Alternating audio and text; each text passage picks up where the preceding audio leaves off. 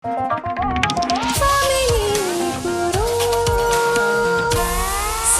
करें सपने अपने।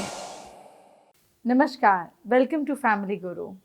आपने कभी नोटिस किया है कि नॉर्मली जब हस्बैंड वाइफ हॉलिडे पर जाते हैं तो चीज़ें कितनी अच्छी चलती हैं, स्मूथ चलती हैं। किसी के घर, रिश्तेदार के घर रहने के लिए जाते हैं, सब कुछ स्मूथली और अच्छे से चलता है। लेकिन अचानक कुछ ऐसा हो जाता है, जैसे ही घर वापस आते हैं कि चिक चिक शुरू हो जाती है। छोटी छोटी बातों पे चिक चिक होना, लड़ाई झगड़े होना, मुश्किलें आना, ये चलता रहता है। कहीं इसकी प्रॉब्लम आपके घर में तो नहीं है? देखिए, वास्तु के बारे में तो हम बात करेंगे ही और करती भी रहती हूँ, लेकिन आज मैं आपसे फेंग शुई की बात करूँगी। फेंग शुई चाइनीज़ वास्तुशास्त्र है, ये बहुत सिंपल है, इसको करना बहुत ईजी है और क्योंकि ये कलर्स और एलिमेंट्स पे बेस्ड है तो ये क्विक रिजल्ट्स भी देता है। तो आज हम फेंग शुई के ज़रिए जानेंगे कि आपके घर में कहीं कोई प्रॉब्लम तो नहीं है, और अगर कोई प्रॉब्लम है तो इसका इलाज क्या है, इसको कैसे ठीक करना है बिना किसी तोड़ फोड़। तो आइए बात करते हैं सबसे पहले फेंग शुई की। फेंग शुई की बातें तो मैं आपसे कर ही रही हूँ, लेकिन आज आपको 5 महा उपाय भी तो बताने हैं। तो फिर देर नहीं करते हैं, आपकी शो की शुरुआत करते हैं पहले महा उपाय से, क्योंकि ये महा उपाय आपको बहुत सिंपल तरीके से समझाएगा कि जीवन में किस तरह से चलना है। सबसे पहली बात करते हैं उन लोगों की जिनकी ऑफिस में लोग बात काटते हैं। आप कुछ बोलते हैं, लोग आपकी बात काट देते हैं, आपकी बात नहीं सुनते हैं। तो ध्यान दीजिए, कहीं आप ऑफिस की टेबल पे खाना रख के तो नहीं खा रहे हैं, या ऑफिस की टेबल पे थक जाते हैं तो कहीं पैर ऊपर करके जूता या चप्पल तो नहीं लगा देते हैं। अगर आप अपने ऑफिस की टेबल की कदर नहीं करेंगे तो आपका काम आपकी कदर नहीं करेगा। ऑफिस की टेबल पे झूठा खाना रख के ना खाएं, पैर रख कर ना बैठें। आप ये काम करेंगे तो लोग आपकी बात नहीं काटेंगे।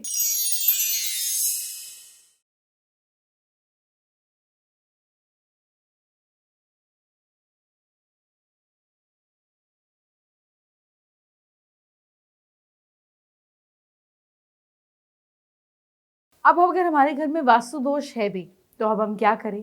इसको दूर करना है। इसको कैसे दूर कर सकते हैं? इसको हम बड़े ही सिंपल तरीके से विंड चाइम से दूर कर सकते हैं। अब आप कहेंगे विंड चाइम क्या होता है? ये विंड चाइम हिंदी में बोलते हैं पवन घंटियाँ। जैसे हम अपने यहाँ पर मंदिर जाते हैं तो घंटी बजाते हैं, लेकिन क्योंकि वो हैवी होती है और हमें घंटी बजानी पड़ती है। फेंग शुई के हिसाब से जो विंड चाइम होती है वो अपने आप बजती है, यानी कि कुदरत उस नेगेटिव एनर्जी को खत्म करती है। विंड मतलब हवा से बजने वाली घंटी। तो जाहिर है इसको हम वहाँ लगाएंगे जहाँ पे हवा चलती हो, जहाँ पे हवा क्रॉस करेगी और लगाएंगे तो वहाँ की नेगेटिव एनर्जी काटेगी। अब इसके साथ भी कुछ नियम हैं। एक नियम ये है कि जहाँ पे हमें कंसंट्रेशन करना हो, सोचिए आप कंसंट्रेट करके कहीं पे बैठे हुए हैं और अचानक वहाँ पे घंटी की आवाज़ आ गई, तो आपकी तो जो कंसंट्रेशन है वो ज़ीरो हो जाएगी ना। इसी तरीके से विंड चाइम्स हम वहाँ नहीं लगाएंगे जहाँ हमारा कंसंट्रेशन का काम है, पढ़ने का काम है, एकाग्रता का काम है। इसको वहाँ लगाएंगे जहाँ हमें एनर्जी को बैलेंस करना है, जहाँ हमें सोशल लाइफ को बढ़ाना है। तो 6 रॉड वाली विंड चाइम जब आप घर में लगाते हैं तो आपकी सोशल लाइफ बढ़ती है। जब आप मिट्टी और लकड़ी की विंड चाइम लगाते हैं तो ये आपस में टकराकर टूट जाती है और नेगेटिव हो जाती है। तो इसलिए अगर मिट्टी और लकड़ी की विंड चाइम लगानी भी है तो सिर्फ और सिर्फ घर के साउथ ईस्ट में लगानी है, कोई और डायरेक्शन नहीं, क्योंकि इस डायरेक्शन का जो एलिमेंट है वो वुड है। तो यहाँ पे मिट्टी या लकड़ी की विंड चाइम लगा देंगे तो कोई नेगेटिव इम्पैक्ट नहीं है। इसी तरीके से सिल्वर कलर वाली विंड चाइम लगाने पर वीनस एनहांस होता है। वीनस एनहांस होने पर कंफर्ट आते हैं। गोल्डन कलर वाली विंड चाइम अगर आप लगाते हैं तो इसको करने पर पावर एनहांस होती है। इसको इसलिए काम की जगह पर आप गोल्डन लगाएं और घर की जगह पर शांति के लिए आप सिल्वर लगाएं। अगर आप 2 रोड वाली विंड चाइम लगाते हैं तो इससे घर में म्यूचुअल प्यार बनता है, हस्बैंड वाइफ की कंपैटिबिलिटी बनती है। हमें ये तो पता चल गया कि फेंग शुई जो है हमारे लिए बहुत काम का है। हमें बताता है कि घर में कैसे रहना है, रिलेशनशिप कैसे स्ट्रॉन्ग करने हैं, और फेंग शुई हमें ये भी बताता है कि अपने रिश्तों में कैसे मिठास लानी है, अपनी सोशल लाइफ कैसे एक्टिव करनी है विंड चाइम के जरिए, कैसे इसको सही तरह से यूज़ करना है। लेकिन फेंग शुई के भी कुछ खास टोटके हैं। जी हाँ, आइए उन टोटकों के बारे में आपको बताती हूँ। पहला टोटका है एक्वेरियम। मैंने आपको पहले भी बताया था, लेकिन एक्वेरियम कहाँ रखें और कैसे रखें। फेंग शुई के अगर हम टोटके की बात करें तो हम एक्वेरियम रखेंगे नॉर्थ ईस्ट में, नॉर्थ में या ईस्ट में, बस इसी डायरेक्शन में हो सकता है। इसमें 8 गोल्डन फिशेस होती हैं और एक ब्लैक फिश होती है। ये जो कॉम्बिनेशन बन जाता है, ये कॉम्बिनेशन पैसे का बन जाता है, जिससे हमारे यहाँ पे फ्री फ्लो कैश आता है। दूसरा फेंग शुई का जो चीज़ है जो बहुत कॉमनली यूज़ होती है वो होती है स्टोन ट्री। ये बेसिकली तो एक पेड़ होता है, लेकिन पेड़ की मेटल का पेड़, और इसमें से जो उसकी ब्रांचेस होती है उसमें अलग अलग रंग बिरंगे छोटे छोटे स्टोन होते हैं। ये वैसे ही है जैसे हमारे यहाँ पे कल्प वृक्ष होता है। कल्प वृक्ष समझते हैं ना, विश फुलफिलिंग ट्री। तो ये अलग अलग स्टोन्स भी जो है अलग अलग विशेस को पूरा करने का रिप्रेजेंटेटिव है। यानी कि एक पैसे की, एक वेल्थ की, एक मनी की, एक ग्रोथ की, एक इस तरीके से अलग अलग रंग के जो स्टोन होते हैं ये विशेस को पूरा करते हैं। इसलिए कल्प वृक्ष को भी घर के ईस्ट में रख सकते हैं आप। 2 फेंगशुई के जो उपाय हैं ये मैं आपको बताऊंगी बाथरूम से रिलेटेड, क्योंकि मैक्सिमम नेगेटिविटी जो होती है वो बाथरूम से आती है। फ्लशिंग एनर्जी वहीं पर होती है ना। तो बाथरूम में आप अगर एक बाल्टी रखते हैं तो उसको हमेशा पानी से भर कर रखिए। This means prosperity. यहाँ पे खालीपन नहीं है। अगर आपको लगता है कि इस बाल्टी वाले पानी से तो हम नहाएंगे नहीं और पानी वेस्ट होगा, तो आप इतना सा मग ले लीजिए, इसको बाथरूम के कोने में रख दीजिए और इसको हमेशा पानी से भर कर रखिए। तो इसमें पानी की ऐसी वेस्टेज भी नहीं होगी।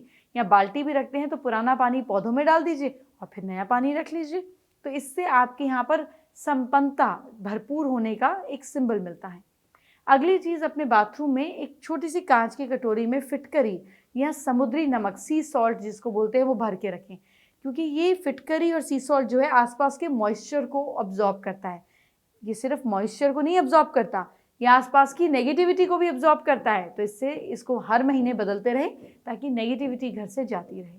इसके अलावा आप अपने घर में चाइनीज़ बैम्बू स्टिक्स भी ला सकते हैं। देखिए, बैम्बू की एक खासियत है, ये मिट्टी में भी लगता है और पानी में भी, यानी कि अडेप्टेबिलिटी और ग्रोथ को रिप्रेजेंट करता है। इसको आप अपने घर में ईस्ट में लगाइए, इससे आपकी ज़िंदगी में ग्रोथ ही ग्रोथ होगी। आइए, वक्त हो चुका है आज के दूसरे महा उपाय को जानने का। क्या है आज का दूसरा महा उपाय, जानते हैं। अगर आपकी तिजोरी खाली होती जा रही है, पैसा टिकता नहीं है, तो देखिए कहीं आपने इन्वेस्टमेंट्स के, खर्चे के, लोन के पेपर तो तिजोरी में नहीं रखे हुए। अगर पैसा और कर्जा, ये दोनों एनर्जी साथ साथ रख दी, क्रेडिट कार्ड के बिल्स या चेकबुक भी तो लोगों को देने के लिए ही काटते हैं ना चेक, सेल्फ चेक तो बहुत कम निकालते हैं। तो अगर आप इस तरीके की चीज़ें तिजोरी में साथ साथ रख रहे हैं तो पैसा आएगा और जाएगा, क्योंकि आपने ही तो ये मिक्स्ड एनर्जी क्रिएट की हुई है। आइए सबसे पहले बात करते हैं कि कैसे हस्बैंड वाइफ के रिलेशनशिप को इफेक्ट करता है फेंगशुई, यानी कि चाइनीज़ वास्तुशास्त्र। आपने देखा ही है कि हस्बैंड वाइफ के रिलेशनशिप में घर में अगर बहुत चिक होती है तो हमें कुछ खास बातों का ध्यान देना है। कई बार मैंने जाकर लोगों के घर में देखा है कि खिड़की से बिल्कुल चिपका हुआ बेड होता है। ऐसा नहीं होना चाहिए। बेड के साथ अगर खिड़की है भी तो उसको थोड़ा सा गैप में होना चाहिए बेड को। बेड के आसपास की एनर्जी, यानी कि हवा आराम से घूम सके, स्टक एनर्जी नहीं होनी चाहिए। तो बिल्कुल दीवारों से सटाकर बेड को नहीं रखें, थोड़ा सा आगे रखें, 2-3 इंच भी बहुत है। दूसरी चीज़ कि अगर बेड के साथ बिल्कुल खिड़की है भी तो खिड़की का पर्दा लगा हुआ होना चाहिए, तब जब आप सो रहे हों। तीसरी ज़रूरी चीज़ ये है कि आपको अपने घर में, अपने बेडरूम में थोड़ी देर के लिए गाय के घी का दिया ज़रूर जलाना चाहिए। अगर आप दिया जला रहे हैं तो दिए की लौ साउथ ईस्ट की तरफ होनी चाहिए। और अगर आप कहते हैं मैं बिल्कुल, मेरा दिमाग नहीं चलता, मुझे नहीं पता साउथ ईस्ट क्या है, मैं कंफ्यूज हो जाता हूँ या हो जाती हूँ, मुझे बताओ क्लैरिटी क्या है कि किस तरफ दिए की लौ रखूँ, तो आप दिए की लौ को सेंटर में जलाएं, किसी भी तरफ नहीं ले जाएं, सेंटर से जलाएं। इससे भी किसी भी डायरेक्शन का दोष नहीं लगता है और आपको इंस्टेंट रिजल्ट्स मिलते हैं। ये छोटी छोटी चीज़ें अगर आप अपने कमरे में, बेडरूम में कर रखते हैं तो आपके परिवार में, हस्बैंड वाइफ में झगड़े नहीं होते। आइए बात करते हैं आज के तीसरे महा उपाय की। ऐसा होता है कि आपके पैसे में बरकत नहीं होती, तो देखिए कहीं आप पैसे गिनते समय थूक तो नहीं लगाते हैं। हम इन्हीं नोटों की पूजा करते हैं, यह हमारे लिए माँ लक्ष्मी का स्वरूप है और इन्हीं को थूक लगाएंगे तो पैसे आएंगे कहाँ से। इस प्रैक्टिस को बंद कीजिए। मैंने आपको ये तो बता दिया कि हस्बैंड वाइफ की लाइफ में वास्तुशास्त्र, चाइनीज़ वास्तुशास्त्र यानी कि फेंगशुई कैसे इफेक्ट करता है, लेकिन इसके कुछ नियम भी तो होंगे ना जो बाकी परिवार वालों पर इफेक्ट करते हों। क्या है फेंगशुई के नियम और कैसे हम इसको अपनी ज़िंदगी में बहुत आसान तरीके से समझें। पहला नियम ये है कि हमारे घर की दीवारों का रंग लाइट होना चाहिए। बहुत डार्क कलर की दीवारें आपको खाने को दौड़ती हैं, ये सारे एलिमेंट्स को बैलेंस कर देती है। गलत रंग की दीवार गलत डायरेक्शन में होगी तो डिजास्टर का काम करती है। इसलिए मेक श्योर आपके घर की दीवारें हल्के रंग की हैं। दूसरा नियम ये है कि आपके घर में अगर फिश एक्वेरियम होता है तो ये बहुत अच्छा है। फिश एक्वेरियम रखने पर घर में मूवमेंट होती है, डायरेक्शन, रिवॉल्विंग ऑफ एनर्जी होती है। घर में आप फिश एक्वेरियम जरूर रख सकते हैं। आपके घर में अगर कोई भी नेगेटिव एनर्जी है तो आप वास्तु दोष नाशक यंत्र, ये इजीली मार्केट में अवेलेबल होते हैं, इसका प्रिंट आउट निकाल कर लगा सकते हैं। लेकिन अच्छा ये रहता है जब भी किसी मेटल के ऑब्जेक्ट पे बना होता है, जैसे कॉपर या सिल्वर पर। इसको घर में रखने पर नेगेटिव एनर्जी न्यूट्रलाइज हो जाती है, कोई इम्पैक्ट नहीं डालती है। अगली चीज़ जो हमको समझनी है वो ये कि हमारे घर में कोई भी डरावनी या कोई भी एग्रेसिव पेंटिंग नहीं होनी चाहिए, किसी लड़ाई का, डूबते हुए शिप्स का, इस तरह की पेंटिंग घर में नहीं होनी चाहिए। एक और ज़रूरी चीज़ जो हमारे शास्त्रों में मेंशन्ड है वो ये कि हमारे घर में तुलसी का पौधा ज़रूर होना चाहिए। आपको पता है ऐसा मेंशन कहा जाता है कि तुलसी के पौधे में कितनी फीट तक की जो एनर्जी है वो पॉजिटिव हो जाती है। तो सोचिए अगर आपके घर की एंट्रेंस पे, आंगन में, तभी तो पहले के टाइम पे लोग आंगन में तुलसी का पौधा लगाते थे, अगर फ्रंट, बैक, सेंटर में घर के तुलसी का पौधा हो तो फिर नेगेटिव एनर्जी रहेगी ही कैसे। फेंग शुई में एक बहुत खास चीज़ है जो आपको होटल, स्पास, घरों में दिखेंगे, वो है लाफिंग बुद्धा। जैसे बुद्धिज्म में बुद्धा हैं, ऐसे चाइनीज फेंग शुई में लाफिंग बुद्धा हैं। लाफिंग बुद्धा एक मेच्योरिटी, एक एनलाइटेंड सोल तो दिखाता ही है, लेकिन मेच्योर और खुशनुमा तरीके से। चाइनीज लाफिंग बुद्धा की कहानी ये है कि बेसिकली ये एक फकीर थे जो जगह जगह घूमते थे। ये जहाँ जाते थे लोगों को हंसाते थे। इनकी हंसी इतनी इन्फेक्शियस थी, जैसे छोटे बच्चे हंसते हैं तो हमें भी हंसी आ जाती है, इतनी इन्फेक्शियस हंसी थी कि लोग हंसते रहते थे। घंटों हंसने के बाद ये वहाँ से चले जाते थे लोगों को हंसा कर। तो वहाँ पर एक खुशनुमा, एक पॉजिटिविटी का एनवायरनमेंट हो जाता था। अब ये लाफिंग बुद्धा आज के ज़माने में मार्केट में अलग अलग तरीके के आते हैं।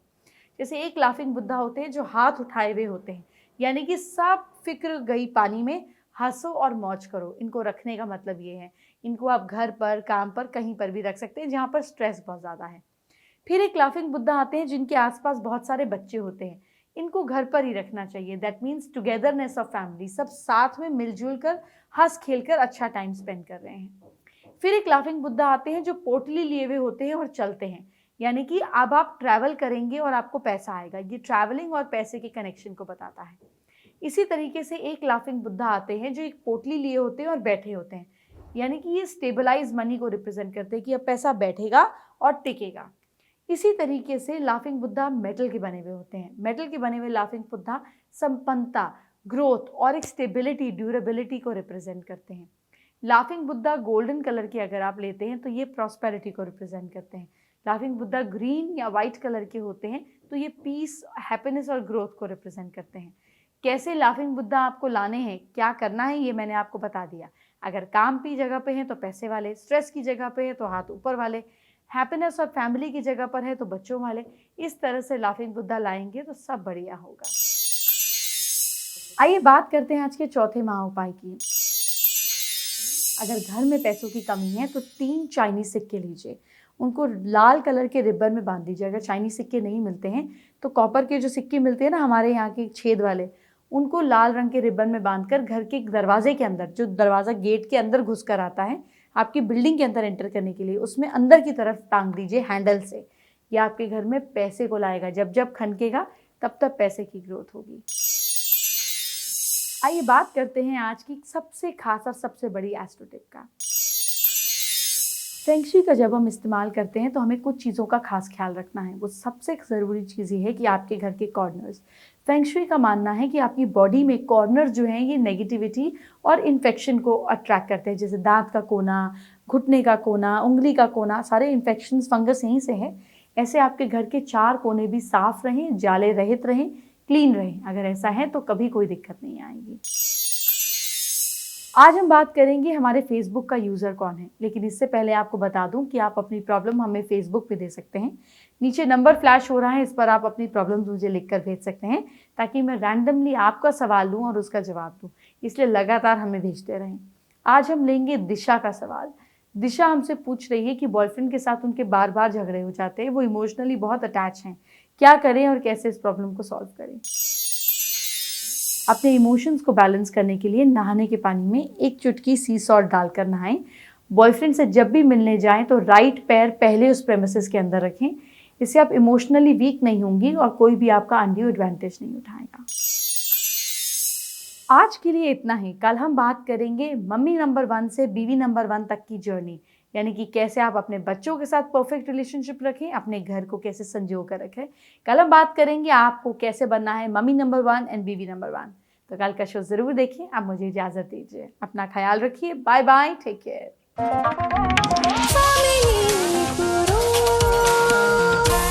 साकार करें सपने अपने।